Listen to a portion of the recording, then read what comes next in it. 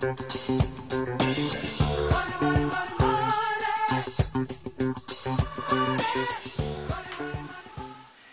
everybody, Kenny Gregg here. I'm coming to you from my office here in sunny Sacramento, California, and I wanted to cover a couple things today. It's going to be a series that I'm going to do, and it's really come to mind that a couple of people, every time I get on the internet, every time I'm on a prospecting call, these are things that keep coming up, and I want to address this with people because I feel that a lot of people have really truly not gotten the whole concept of what's going on. And this is going to be a series that I'm going to do in regards to different MLMs and different things that we're doing. And today I'm going to cover service versus consumable. Now, there's a lot of buzz going around the internet, and people think, service versus consumable, and everybody has different types of things. And then there's also, of course, there's things that people call assets and other things like that, and we won't get into that today. I'm going to cover that in another topic. But today it's services versus consumable type of products in your network marketing or MLM type of business. Now, services, and when you're talking services versus MLM versus consumable type of product, this is a very, very distinct difference between the two.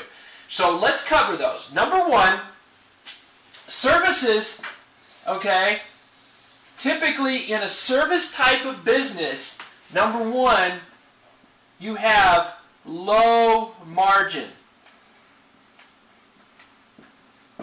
And number two, you end up with, as a low margin, you also end up with, and you'll have to apologize for my writing, but so you end up with low margin, but you also end up with a third party vendor. Okay, such as mobile company or electricity or satellite security or any of these kinds of things that people have out there. You end up with those two things. So, number one, if you have a low margin, you have very little profit. Okay? And then number three, no passion. So, and what I mean by that is that there's no passion involved in the product itself. So when there's no life-changing thing. In other words, if I've got security or satellite or cell phone, and let's take cell phones for example. If I'm using my cell phone and as long as it's working, I'm happy. Okay, I'm not getting too excited about my cell phone. There's a dime a dozen, and there's 100 of them out there. You get iPhones and Androids and you name it, and pretty much you're dealing with the big four. Big four mobile companies, and so you have a third-party vendor, meaning that no one owns the companies but like Sprint, AT&T, and Verizon, and then there's Metro PCS, some smaller ones out there. But if you are going to sell or resell those and it's going to be one of your products, you've got to go get a contract with that company. So whatever company you're involved with that has this service, they have to go to that third-party company and get this contract. Now, contracts can be voided, and they can be canceled at any time, and any of those things can happen. So you're relying on this third-party contract that you've never seen to build your future and rely on that for your future income to build your wealth. Now, the other thing is when you have low margin, you have very little profit. So all the money is typically made on sponsoring, okay?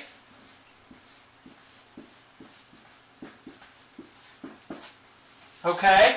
Now, of course, they tell you, you get these things where you go out and, now, keep in mind that the average sponsoring is only 2.5 people. Okay?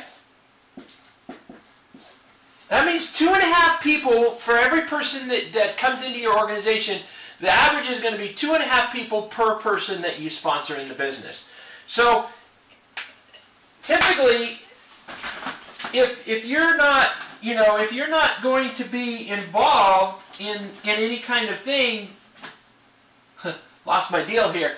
So in that regards, if you only have 2.5 people that is going to be sponsored per person, that means, and most of these types of things, if you look out there in most of these companies that are offering this type of business in the service-orientated field, they usually require you to have like 3, and it's all based on recruiting. If you look, everything is based around recruiting.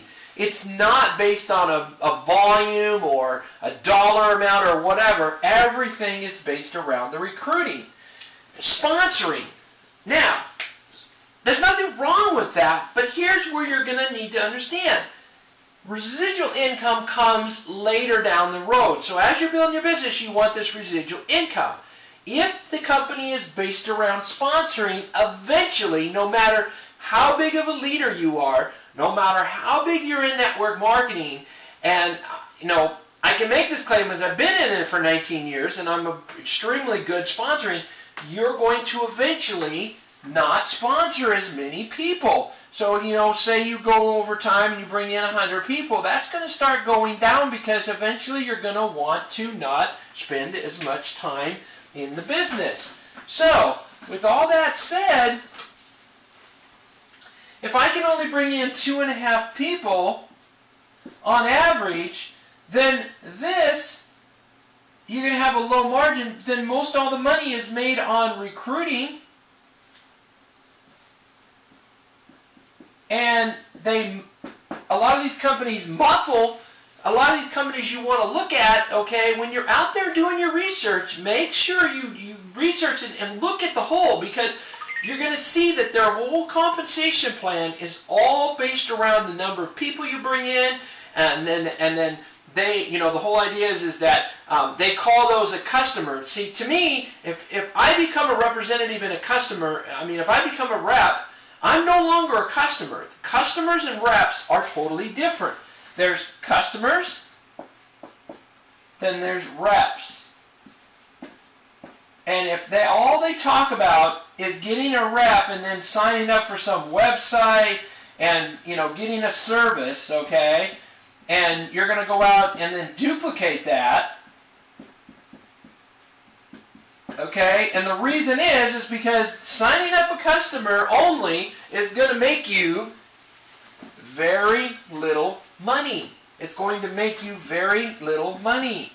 So they have to pitch this. It is the way it is. If you're pitching that, then that's what you're going to get. Now, let's talk about a consumable type of product, okay? All right? So now we're going to shift gears. We're going to talk about a consumable type of product. Consumable, and I'm going to have to hurry up here because I've only got so much time left. Consumable, high margin,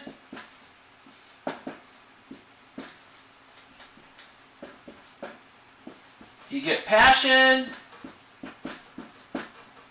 3, money on customers, and reps. Okay? So not only can you make money on the customers, but you make money on the reps. Now, obviously, I happen to be in a consumable business. Now, this is my opinion, okay? You can take it for what it is. You can go out and research this out. This is my opinion, consumable versus service. And this is from history. You date way back as far as you go. Any successful network marketing company that has been $1 billion or more company has always done it through a consumable type of product. There's never been a service-orientated company, okay, successfully survive, and I say successfully survive, and hit $1 billion, the $1 billion mark, okay, except for consumable type of products. This is passion. People get results, they lose weight, they feel better, they have better health, they have all these benefits that come along with it, and they want to continue ingesting the product month after month after month after month. And I can get customers when you have customers staying on the product. You always want to look at your company and see how many customer to rep ratio do they have. Not reps, because the average person only sponsors 2.5 people, and a rep, if they leave the business, is going to stop taking the products. Customers will continue taking the products whether they're in the business or not. And that is a true testament whether or not you have a good product or not if the person wants to stay on it even after they leave the business. This is something to keep in mind. Now, once you get all this in place, you have a match that's going to be something worthwhile to take a look at. In the next segment, I'm going to talk and break down how you would check out compensation plans, and we're going to talk a little bit about consumable versus service. And then I'm going to break down how do you pick the right consumable type of product and the right company based on a compensation plan.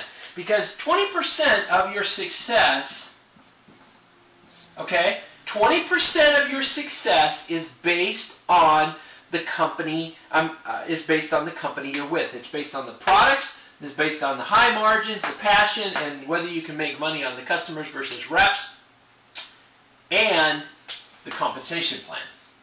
So, in segment 2, part 2 of this, I'm going to break down binary versus unilevel versus matrix versus all these other things. I'm going to kind of break it down, and the majority of them are either binary or unilevel, but there are a few out there that are like matrices and stuff, so I'm going to briefly touch on those. But the main thing is I'm going to touch on is binary versus the unilevel. We're going to talk a little bit about that, and then we're going to talk a little bit about some of the other types of stuff, because most of the compensation plans out there are very muddy. And they muddy it up because you can't understand it, because at the end of the day, reality is the way they've designed this compensation plan is for the company to make all the money, and maybe a select group of 1 or 2 people at the top. Everyone else is going to be basically what I call guinea pigs, and they're going to be there not making any money. And that's truly what happens. You know, just keeping it real. This is Kenny Gregg signing off. I'll see you in the next segment. We're keeping it real.